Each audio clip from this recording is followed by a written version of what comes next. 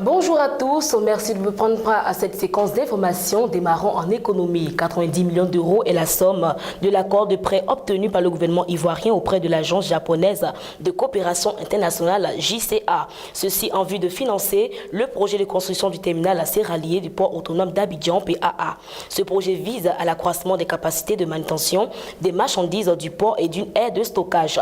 Il permettra au PAA de faire face à l'augmentation des cargaisons de produits céréaliers et contribuera ainsi au développement économique de la Côte d'Ivoire et de la sous-région ouest africaine.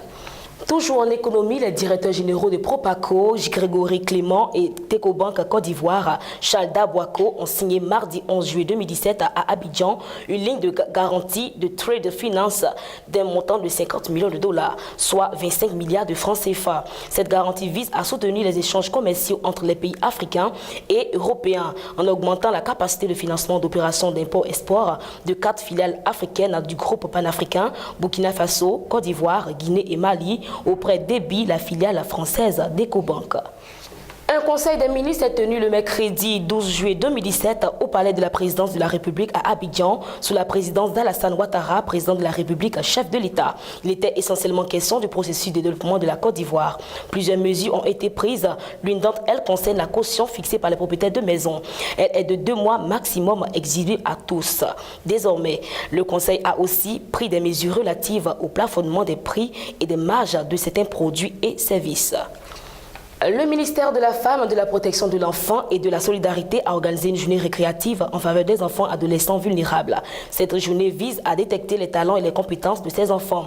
La ministre a communié ce mercredi 12 juillet 2017 avec les pensionnaires de l'orphelinat garçons de Benjerville. Ces enfants ont reçu le soutien du ministère du gouvernement. Thème de la dite cérémonie, accélérons la protection, l'autonomisation et l'égalité des chances des enfants africains d'ici 2030. À présent, la page sportive, le latéral droit brésilien Dani Alves s'est engagé mercredi 12 juillet 2017 pour 2 saisons avec le Paris Saint-Germain. Les joueurs de la GIF de 34 ans déposent ses valises dans la capitale française avec l'ambition d'aider le club à remporter sa première Ligue des Champions. Selon la presse française, le salaire brut annuel du Brésilien au PSG serait évalué à près de 14 millions d'euros. Toujours en sport, mercredi 12 juillet 2017, le véhicule de Sio Giovanni, vandalisé par les supporters rennais en colère après ses déclarations, l'une à l'encontre de ses dirigeants, qui selon lui retarderaient son transfert à Montpellier, et l'autre envers son entraîneur Christian Goudkeuf.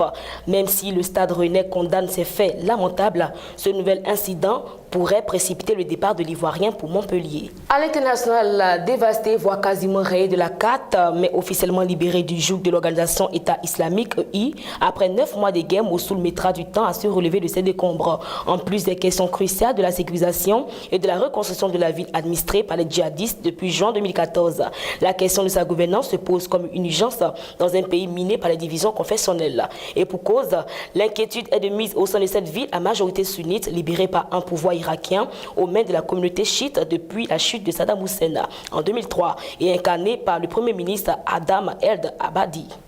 Et pour terminer, Emmanuel Macron et Donald Trump se sont retrouvés jeudi 13 juillet 2017 à Paris lors d'une visite officielle à forte charge symbolique et politique à l'occasion du centenaire de l'entrée des États-Unis dans la Première Guerre mondiale. Le séjour a débuté par une cérémonie d'accueil à l'Hôtel National des Invalides. La cérémonie comprendra des honneurs au drapeau américain ainsi qu'une interprétation des hymnes américains et français. Puis un passage en revue des troupes et une présentation des délégations. Le couple présidentiel américain visitera ensuite l'église Saint-Louis des Invalides ainsi que le musée. Les premières dames Brigitte Macron et Mélanie Trump feront une visite de la croisière sur la Seine.